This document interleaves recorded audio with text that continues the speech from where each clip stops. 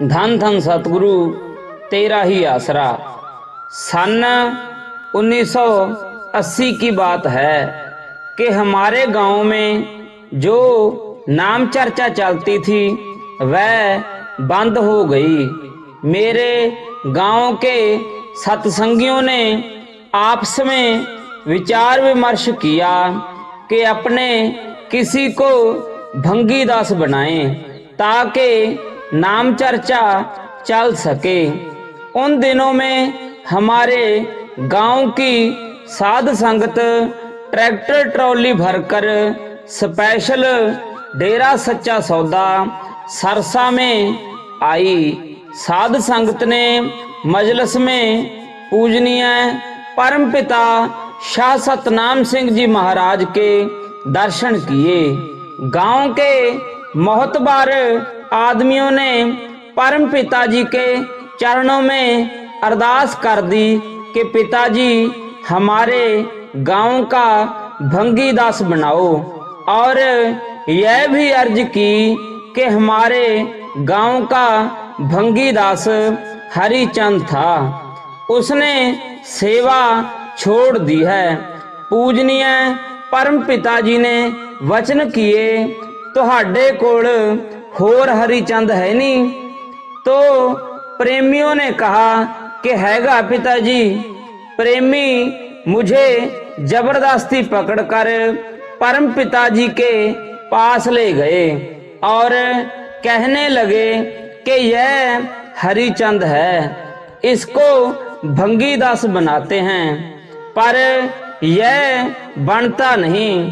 फिर परम पिताजी ने हमारे गांव की साध संगत को वचन किए कि भाई जो इसे बनाने पर सहमत हैं हाथ खड़े करो। तो सारी संगत खड़ी हो गई। तो परम पिताजी ने मुझे वचन किए कि भाई सारी संगत खड़ी है, तू बन जा। मैंने मन के धक्के चढ़कर फिर भी जवाब दे दिया। फिर परम पिताजी ने मुझे मुखातिब होकर फरमाया, जे असी बनाइए ता बन जाएगा। तो मैंने कहा कि मैं तैयार हूँ पिताजी। परम पिताजी ने मेरे सिर पर हाथ रखा तथा वचन किए कि तेरी तरफ कोई उंगली नहीं करेगा। मैंने 2012 तक लगातार 32 साल भंगीदास की सेवा निभाई। पूजा हजूर पिता संत डॉक्टर गुरमीत राम रहीम सिंह जी इंसा के वचनानुसार कि जो भंगीदास 50 वर्ष से ऊपर या बुजुर्ग हो गए हैं वो दूसरों को सेवा का मौका दें। मैंने भंगीदास की सेवा छोड़ दी तथा शाही कैंटीन में पक्की सेवा ले ली। वे बताते हैं कि सन 1981 की बात है जब मेरा विवाह हो गया था। इसके बाद 1983 में मेरे घर लड़की ने जन्म लिया।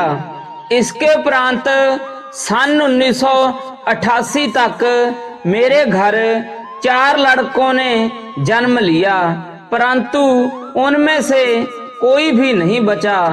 इसके बाद सन 1988 में मेरे सारे परिवार ने पूजनीय परम पिता शाह सतनाम सिंह जी महाराज के चरणों में अरदास की कि पिताजी 4 लड़के हुए हैं पर कोई भी नहीं बचा।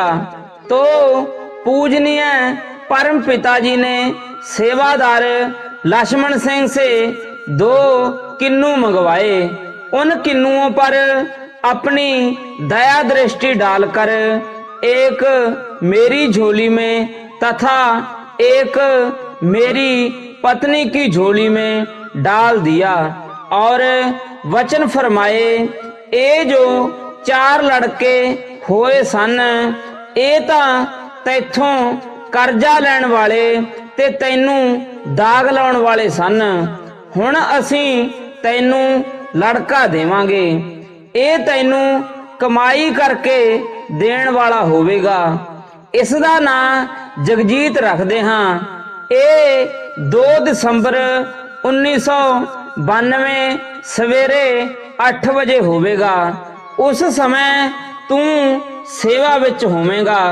जब हम उठकर जाने लगे तो परम पिताजी ने हमें फिर से बुलाया तथा मुझे मुखातिब होकर वचन किए कि तुझे तो विश्वास है, पर तेरे परिवार का मन डावाडोले खाता है।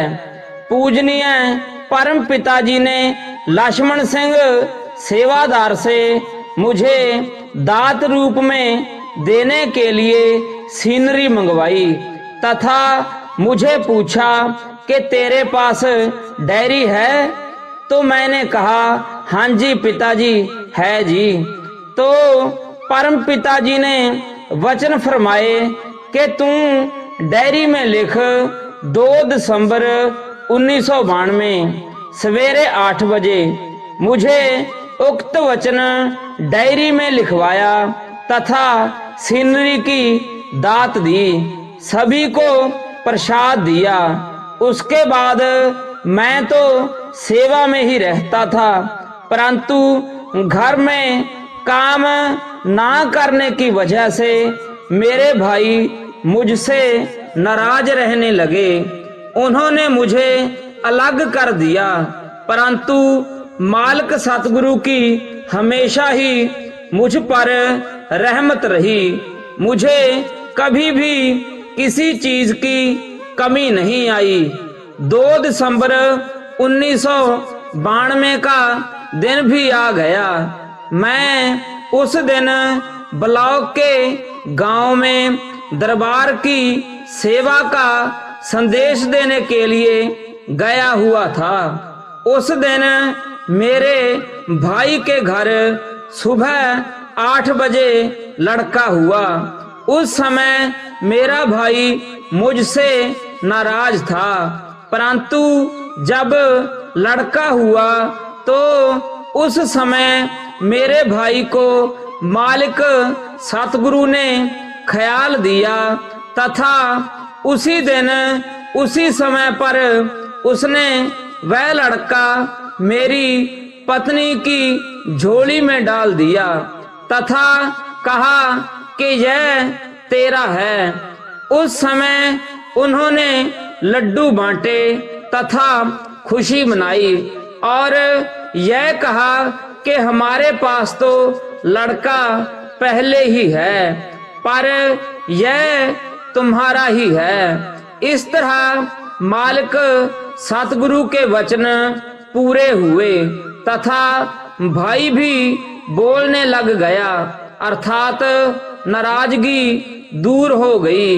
21 दिनों बाद जब हम सारा परिवार पूजनीय हजूर पिता संत डॉक्टर गुरमीत राम रहीम सिंह जी इंसा को लड़के की बधाई देने के लिए डेरा सच्चा सौदा सरसा तेरावास में आए तो हमने हजूर पिताजी को बधाई देते हुए अर्ज की कि पिताजी इसका नाम रख दो।